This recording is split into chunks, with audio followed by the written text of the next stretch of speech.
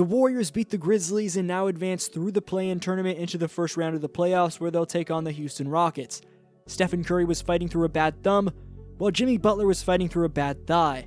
That said, playoff Jimmy ignited as Butler dropped a game-high 38, while Stephen inspirationally inflamed for 37. The Warriors' defense clamped down when it needed to, especially early on. After getting out-rebounded by 17 against the Clippers, the Warriors were still out-rebounded by 11 against Memphis, but the difference was they scrapped down to snatch 13 steals to the Grizzlies' 4. In their last matchup, coming into this one against the Grizzlies, Stephen Curry dropped 52, 10, 8, 5, and 1, including 12 three-pointers on 75% true shooting. Curry and Butler combined for 79 in that one, as Jimmy had 27 on 7 for 11 shooting from the field and 12 for 12 shooting from the foul line. In this one, they combined for 75. Moses Moody was questionable for this game with a back injury but ended up playing. Moody would brick some open looks early as that setback may have been bothering him. The Warriors got down 11-2 to start the game.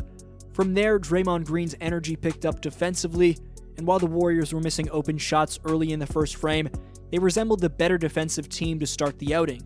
Gary Payton II was active early as he had a wide-open triple, finished off a pick-and-roll with Steph, and forced the jump ball on Jaren Jackson Jr. Post stopped Edie at the rim, then hit a wide-open 3. The Warriors' shot-making began to turn up as Jimmy Butler III was taking over offensively, while the defense and rebounding, also fueled by Jimmy, were equally dominant. This resulted in the Warriors going on a 26-7 run. However, the Grizzlies ended the quarter on a 7-0 run, so it was a poor close to the opening frame.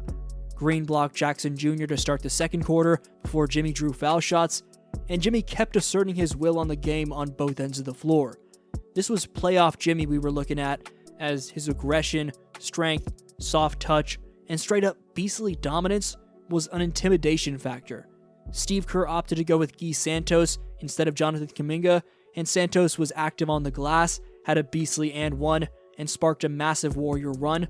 The Grizzlies were putting up a fight though in the first half, but Jimmy Butler kept dominating as Butler had 21, 4, and 4 in the first 24 minutes alone. Stephen Curry had 15 at half and was leading the team in rebounding with 7 after the first. To end the half, Moody clamped down to play elite point of attack defense on Ja Morant, first reaching in to knock it away, then swatting him.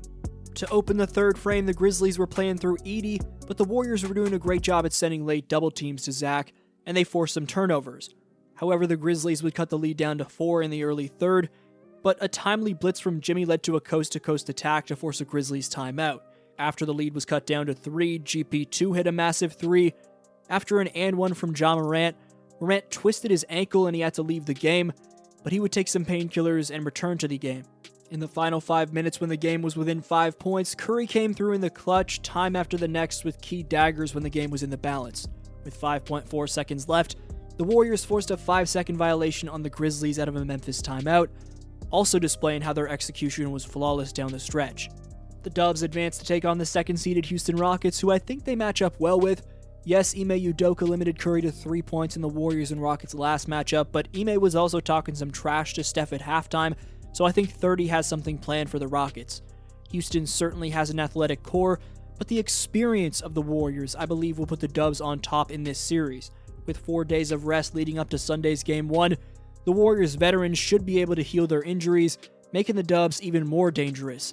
Let me know your takes on the Dubs play-in win along with the matchup with Houston down below. This was your boy DFlow, and I'll see you next video.